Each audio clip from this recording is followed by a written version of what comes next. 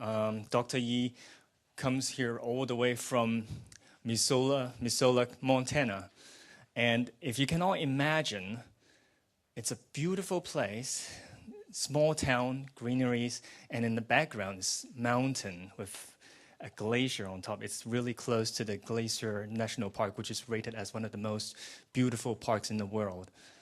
So I think a lot of us here in Hong Kong, a big city, really envy that kind of place. But guess what he said to me yesterday during lunch?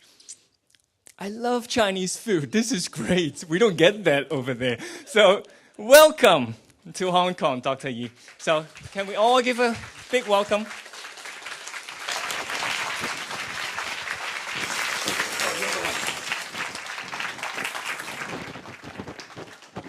Thank you, thank you, thank you.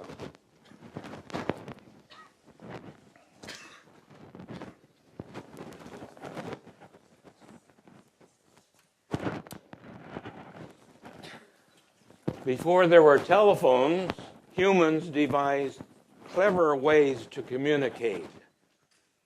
Africans used drums, and American Indians used smoke signals. In the 15th century, Indians sent this message. He says his name is Christopher Columbus, and he's looking for China. What do we tell him? Chris never made it. If he had, the Chinese would have announced Columbus's arrival by the unique communication system that Chinese Americans still celebrate. The fortune cookie. Cookies warned in the 19th century that the British were funneling opium to China with shipments through Hong Kong. In 1972, cookies blared, "We interrupt this fortune cookie for an important message. President Nixon is coming to Beijing." In 2008, cookies extolled the Beijing Olympics. Today, they say to you, "Gong hei fa choi." For very good fortune, hear ye. Sorry, it's making a lot of noise. Can I take off the... Ouch. It hurt him, but not me.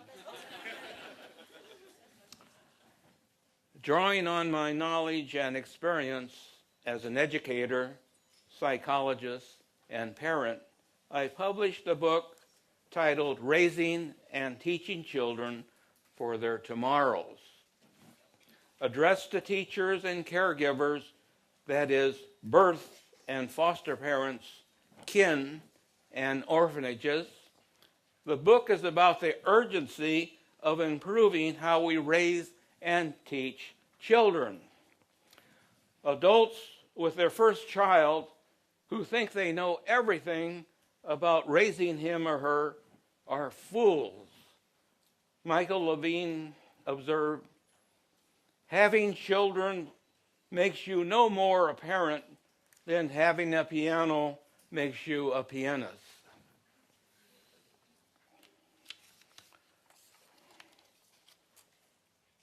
Caring for their children for about 7,000 days before they go on their own, parents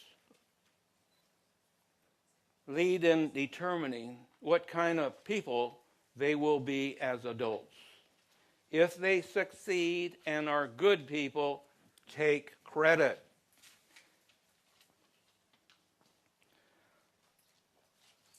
Who is to blame if they don't do well? Children need more than affection. It's not simple and easy. People realize that getting married, earning a degree, and a living demand effort and patience. Yet of all their endeavors, most usually shortchange their young.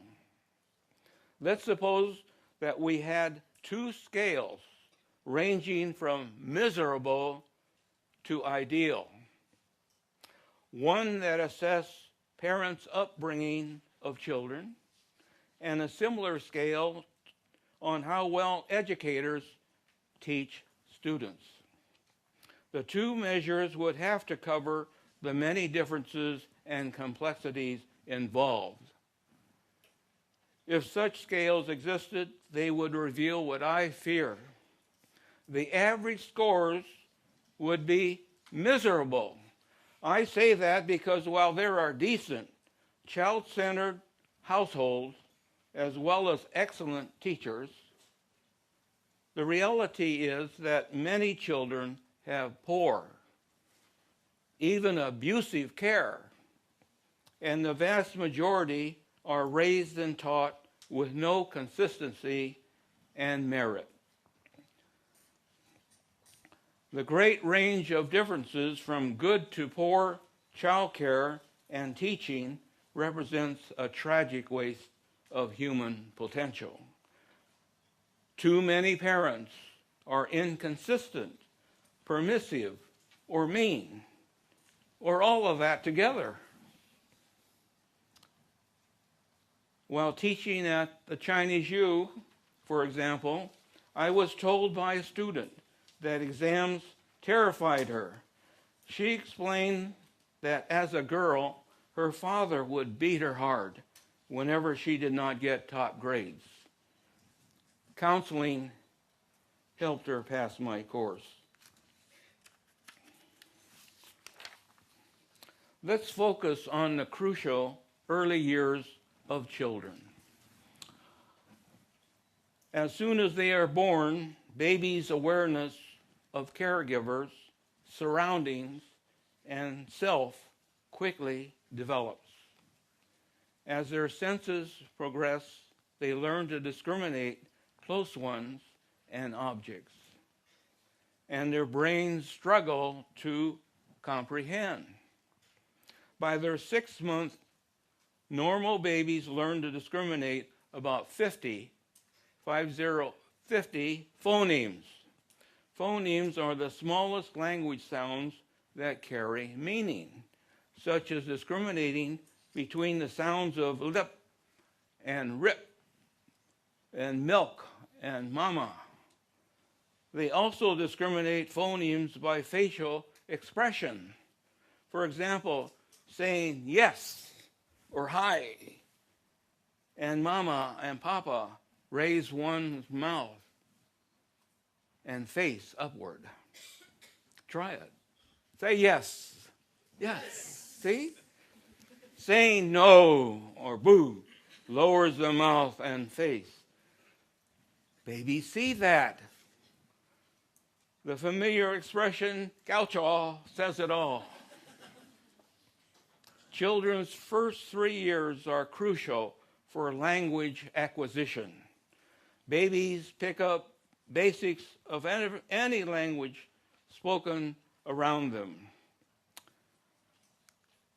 By 2 or so, many can speak short sentences. A gift of human evolution, infants are born with a magnet-like mental facility that struggles to understand and use their caretaker's language. It's called the language acquisition device. All babies are born with that device. Language acquisition distinguishes humans from other animals, as seen with the deer, squirrels, and birds on my property. They don't talk to me, and I can't talk to them.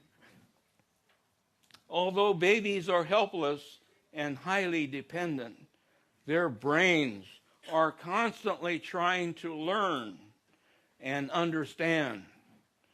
If a child is isolated and not spoken with by the age of 6, he or she will never learn to speak. That phenomenon was discovered centuries ago when children were found living with wolves.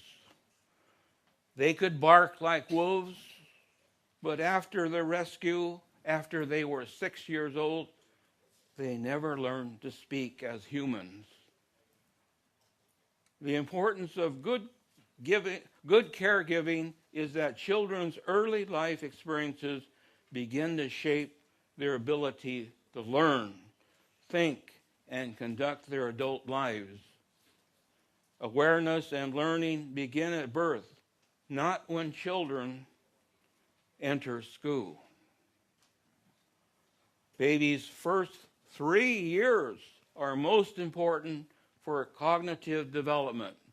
That is, thinking, reasoning, and remembering. I found all of that to be true through my study of famous people's lives. Neurons and their interconnections are the brain's workhorses, of which humans have many billions. As the brain produces neurons on a need basis, youths who have loving, interactive, and thoughtful caregivers and teachers develop brains richly interwoven with neurons. Children raised and taught in bland, negligent conditions have fewer neurons and weak cognitive ability. Studies have found that the brains of highly intelligent children develop differently from children with average intelligence. Although children with average IQ reach peak cortex growth at age 7 to 8, very bright youths reach their peak cortex thickness about age 13, 6 years ahead of the weaker ones. And the bright youths have greater pruning of redundant neuron connections to make ways for new neurons. The brains of high IQ youths are more plastic and changeable. This has been verified by comparing orphanage children who lack attachment and social interaction with children raised by regular families. Since humans are social creatures, children's interpersonal relations are crucial. Nurturance of children stimulates attachment with parents and relatives. Attachment is close, warm, trusting relations between people. We all have attachments with friends and relatives, some that endure and others that fade and end. Normal caregivers' attachment with children who are actually their own flesh and blood is expressed in devotion and commitment. This is most notable between mothers and their babies and children, a natural bond worldwide. People cherish their mothers, but there are big differences in how mothers raise their offspring. Love alone is not enough.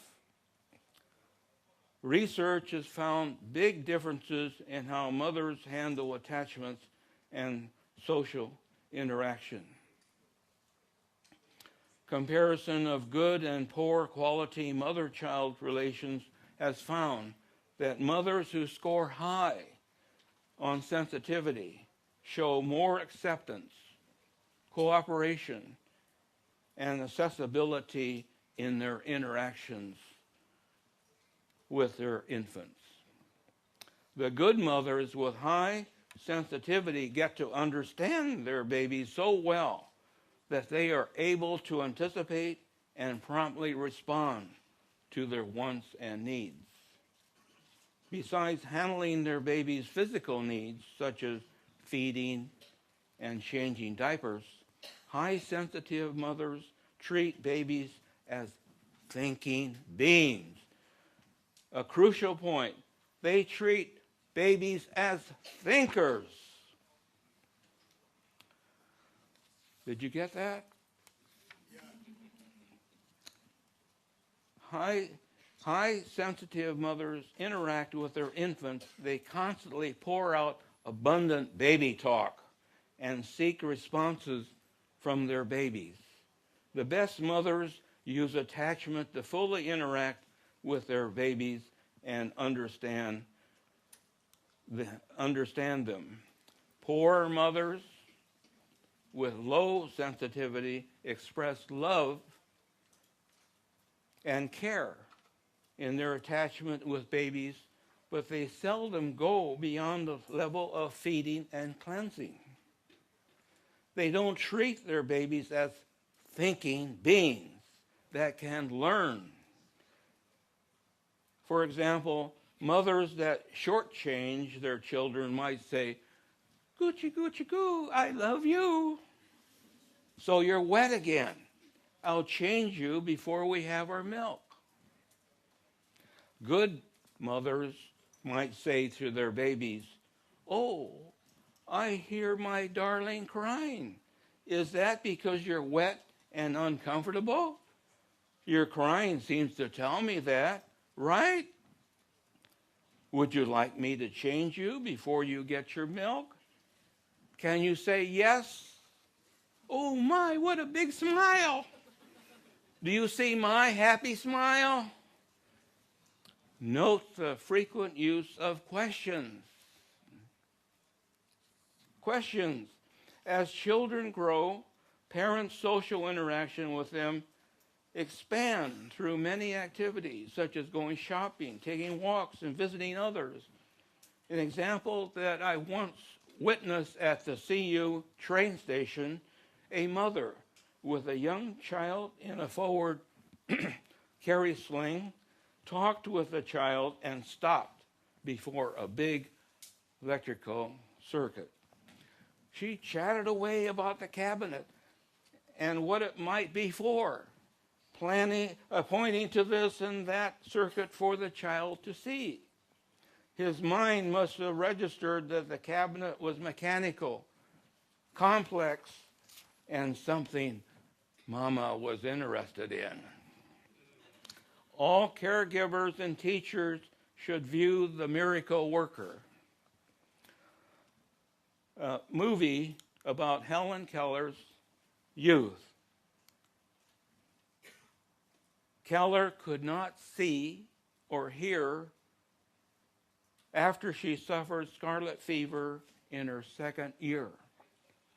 Hired as Helen's teacher after other teachers had failed, Anne Sullivan opened Helen's mind to language through her fingers.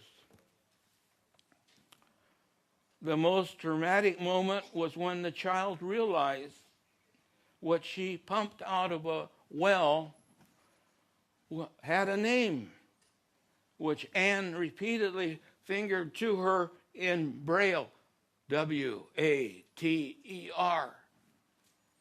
Finally making the connection between the Braille and objects, Helen rushed to learn the names of everything. The film demonstrates that the symbolic nature of language, which the mind uses to communicate and learn, and the dedicated skill and persistence of Anne Sullivan, the teacher, sparked an animal-like creature to flourish into a functioning human being. Though unable to see and hear, Helen grew to become an acclaimed humanitarian, author, and speaker. She was fortunate on two counts. First, her first 19 months of life were normal, when she and her parents became positively attached. And second, after becoming blind and deaf, she developed and used a crude hand language with the daughter of the family cook until Anne arrived to teach her. Another film I'd recommend is Sunrise over Campobello. See how Eleanor Roosevelt, played perfectly by Greer Gosselin, interacts with her children to teach and supervise them, ranging from very young to teenage. Children love to be read to. Toddlers like books with pictures and repeated readings of their favorite books. Reading should be frequent and done with social interaction. Instead of just rote recitation, caregivers should involve young listeners by asking them what is transpiring and what will happen next. What pictures show, and stressing certain words and phrases for meaning and use. In other words, use of social interaction. My children's mother read frequently each day and did so with dramatic feeling and suspense. I can still hear her clamorous reading of Chicken Little's warning cry, "The sky is falling! The sky is falling."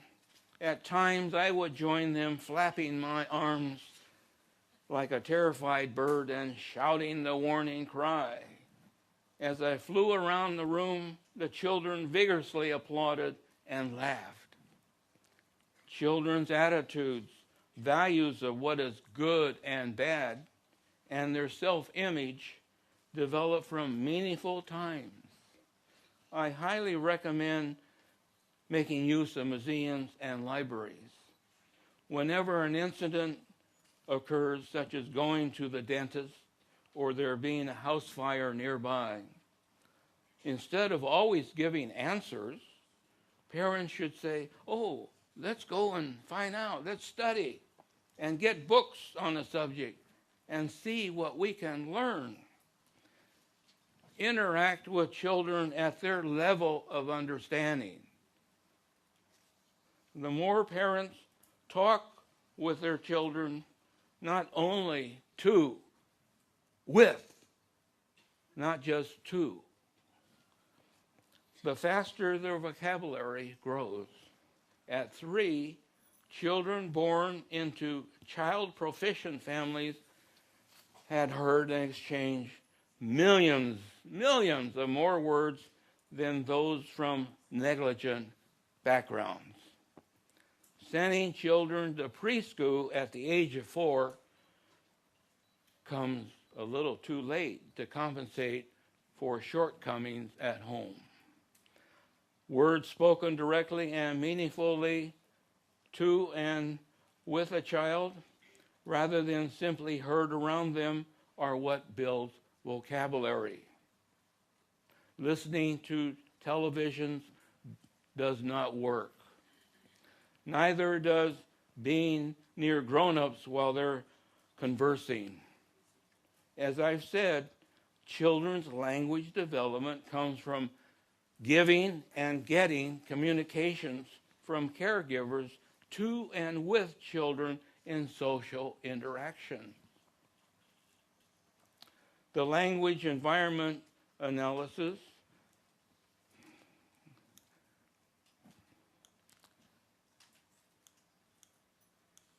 we're getting there, has a clever device that records everything in a child's audio environment up to 16 hours.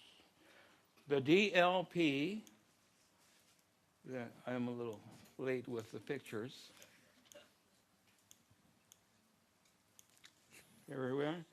The DLP can play back recordings by sound, but its visual data processing works only with the English version of Windows. If anyone is interested in contacting Lena, see me later. Because I talked to them about making it possible to use with Chinese. They said they're working with a hospital in Shanghai. Teachers should not be hampered by strict inflexible rules and syllabuses that prevent rapport with youngsters. Lacking caregivers' bosom affection and home activities, teacher-student relations, however, can foster rapport that is oriented to learning and school activities. The best teachers infuse knowledge and inspiration through their rapport and social interaction with students, sometimes more influential than caregivers. Superior teachers portray a wholesome sense of openness and willingness to serve. They don't act like robots programmed by a rigid master plan and treat students as non-thinking robots.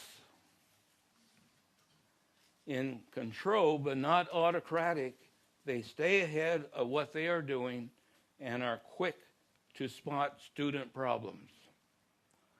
While poor teachers stand on cold, impersonal authority, outstanding teachers radiate a composite of animated confidence, eagerness, and knowledge. When a classroom teacher, I quickly learned each student's name and worked hard to understand each one and the class as a whole. Education should be more than memorization and facts. Children's brain development is promoted by quality, interactive teaching. Research of 2,400 4-year-olds in 671 pre-K classrooms in the United States found that children's academic and language skills flourished when they received greater instructional support, such as feedback, giving and getting, feedback on their ideas and encouragement to think in more complex ways. When teachers showed more positive emotions, strict and flexible syllabuses restrict teachers. When I was a classroom teacher in California, we had broad behavioral objectives set as curricular goals for all subjects, such as children achieving grade level ability to read comprehensively with examples. Factors need to evaluate teaching quality, such as class size and teachers' years of education have been found to make no difference on children's learning progress. Requiring teachers to have many hours of in-service training are wasted if the training is not focused on developing and maintaining social interaction with students. Those training to teach should be provided video examples of excellent teaching that they can model and generalize further. Also, Hong Kong should have demonstration schools with superb teachers, especially at the primary level. Elevated to the famous Frederick Burke School at San Francisco State, I joined a faculty of outstanding teachers who provided real-life teaching demonstrations for groups of student teachers and educators. To summarize now, you should be able to answer these questions. At what age do children begin to think and learn? Birth. 2, what period of life is most critical to a person's future? The early years, right? Who are most important in children's language development? Parents or teachers? Yes. You get A's, all of you. What are the most crucial factors in parenting and teaching? Yes, the most important years of learning begin at birth and continue through primary 6. Love is essential, but alone does not raise a child properly. Parents, relatives, and teachers should develop positive attachment and rapport with children that promotes social interaction. Make a habit of speaking abundantly and meaningfully, not just to, but with children, with frequent use of questions to elicit responses, as in reading sessions. Treat children and youth as thinkers, not robots. Expose them to a variety of experiences and ideas and engage their minds about them. When the children you have raised and taught have had a good life, in old age, I'll get to these guys. In old age, they can look back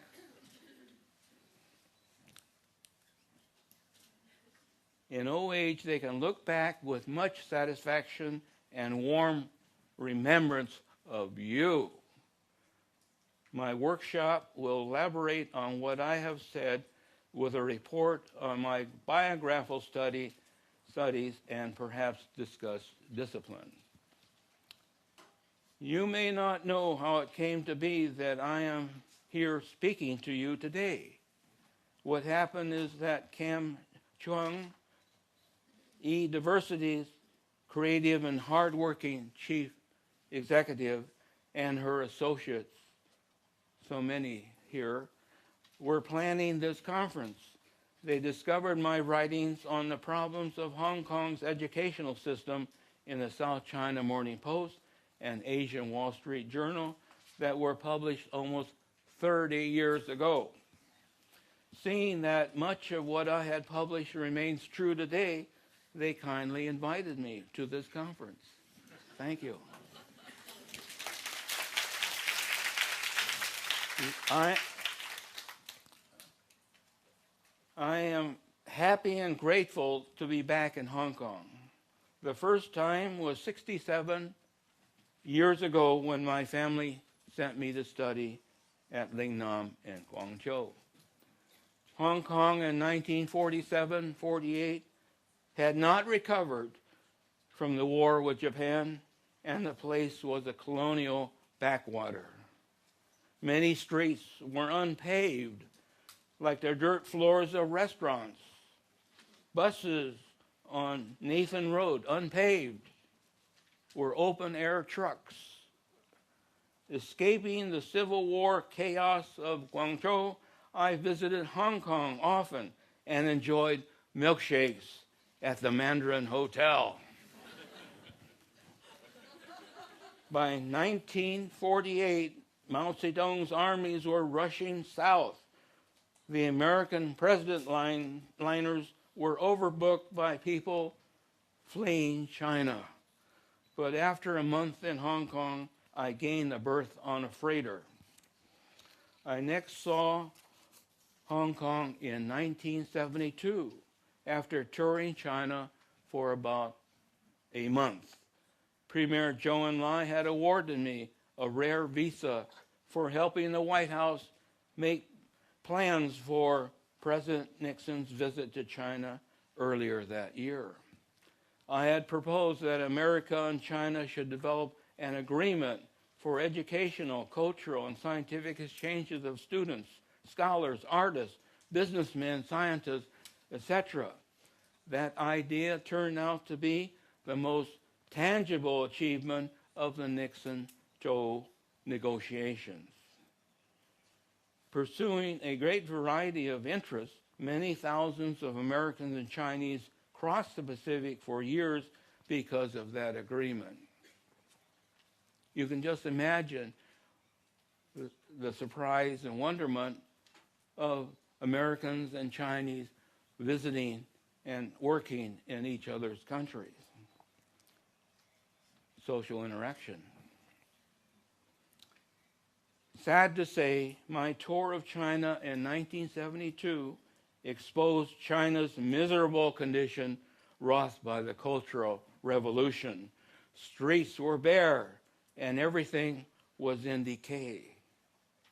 Exiting China through Hong Kong, the ugly shacks of refugees piled up high also shocked me.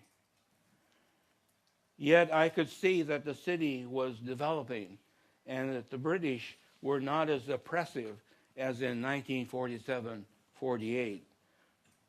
No longer were there police with long poles and whites in Central screaming at and chasing the Chinese. It's true. It's hard for me to believe, but it's true. They even chased me.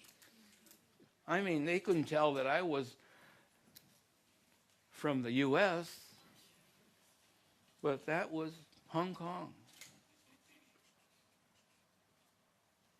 In the 1980s, I came to Hong Kong to work and became a professor at Chinese University teaching psychology and education.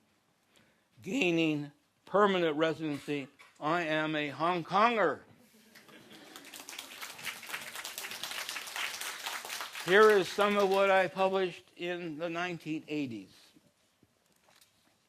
In all the talk about the political and economic arrangements in post-1997 Hong Kong, other areas such as education have been overshadowed. Education, for one, should not be taken for granted.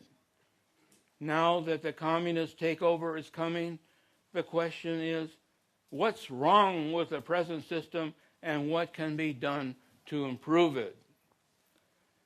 As in England, Hong Kong's system of public education developed at first mainly through volunteerism by religious societies and minor state aid.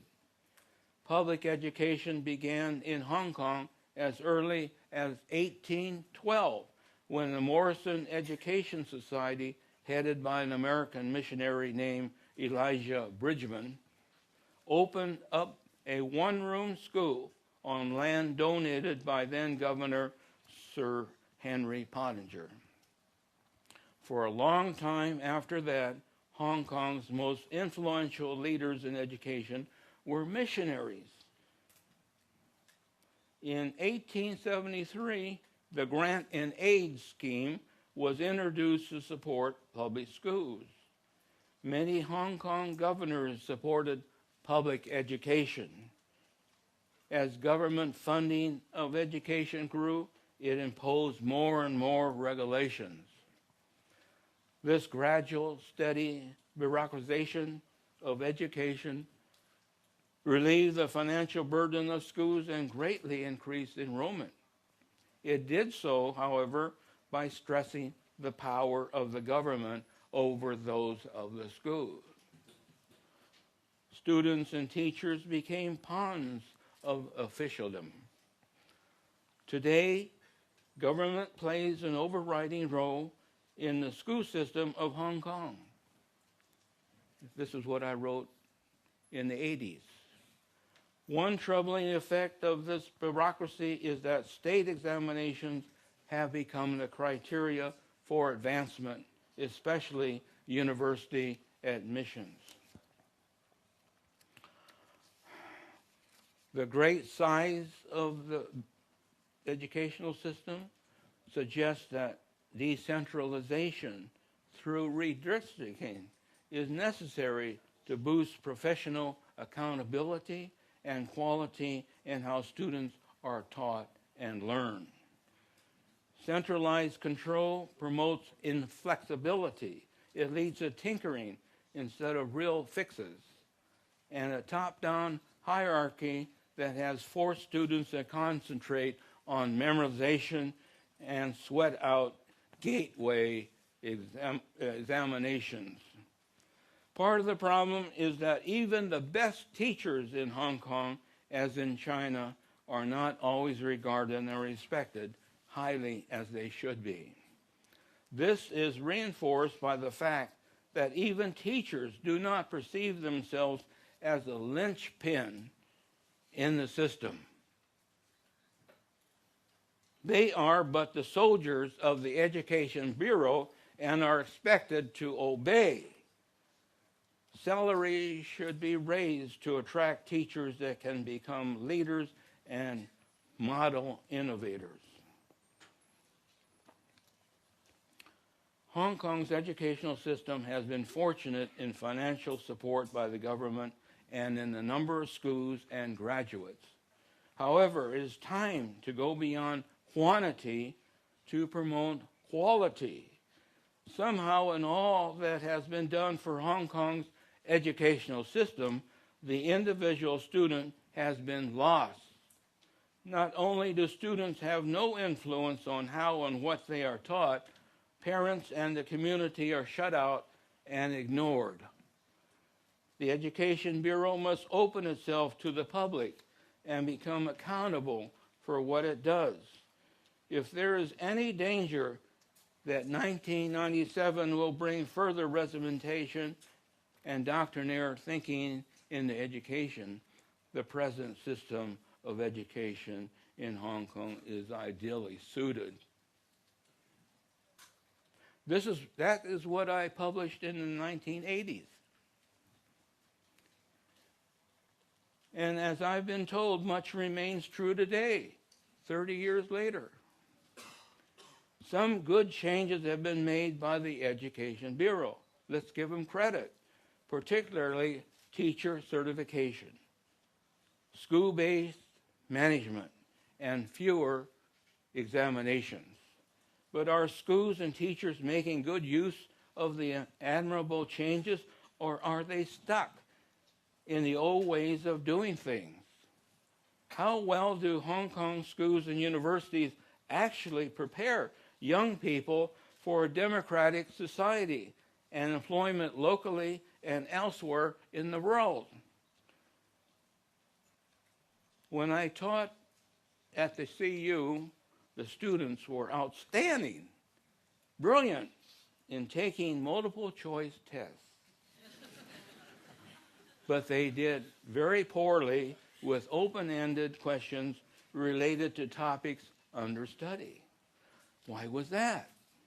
Because they concentrated on memorization to pass exams, and their thinking and reflection around facts and details had not been developed. Treated as robots, through many years of schooling in Hong Kong, the students had not been taught to use their brains to the fullest. There are quantities of facts and details educated people need to know, but remembering them is only the beginning level of thought. Thinking involves comparison, analysis, evaluation, integration, insight, and more. The problem of memorization is, as the chief learning teaching tool, is that people forget and lose most or all they have memorized after exams and surely in time. In the 1980s, a Hong Kong businessman told me that Hong Kong employers want to hire good workers, not thinkers. I replied by saying that no matter what workers do at their jobs, they have families, children, friends, access to local and world news, avocations they pursue in their leisure time, and possibly the right to vote.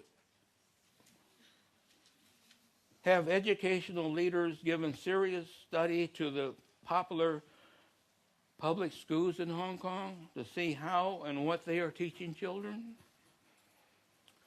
More than the question of resources, their philosophies, goals, and methods contrast with those of the Hong Kong educational system. Surely in the 80s when I worked here, for example, 2 prominent private schools aim at students' intellectual and social development. consider the creed of the Hong Kong International School. Our vision is to develop creative, collaborative, resilient, and caring young people who are passionate about meeting the needs of our larger global community. The English School Foundation started in 1967 with one school and has 20 today, states its values similarly. Authorization by the Education Bureau to implement progressive changes in Hong Kong schools is very commendable, such as school-based management at primary schools with community participants. The opportunity for schools to innovate and address student and community needs should move apace. If schools and teachers are frozen in the past and unable or slow to implement the Bureau's changes, teacher exchanges with nations that have outstanding teachers and students, such as Finland and South Korea, could be pursued. Also helpful would be what I have already said. Demonstration schools, videos of excellent teaching. In South Korea, teachers are paid well, but not richly. What caught my attention about the South Korean teachers is that only the very best pass muster and are carefully trained to become primary teachers. They only train a teacher when there's a vacancy. That's our trouble in America. It's too easy to become a teacher. So there are a lot of people, a lot of teachers ready to take over, move into jobs, and their pay can be kept down. No competition. In South Korea, teachers are valued and carefully trained, and they only train one when there's a vacancy. Most importantly, South Korean teachers at the elementary level, primary level, are highly respected by the Korean people.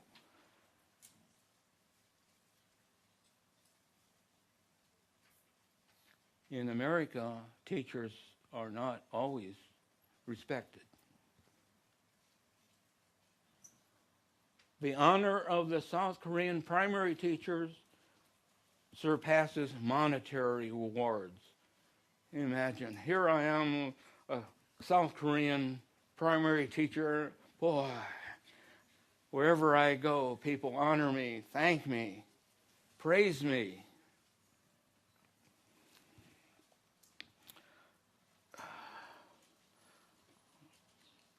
You know, here it is. Okay, during my workshop this afternoon, I will talk about my studies of famous people a bit. And if parents do as I say, are consistently helpful with their children, interactive, they in old age and you in old age can be proud of yourselves and happy with what you've done. Thank you very much.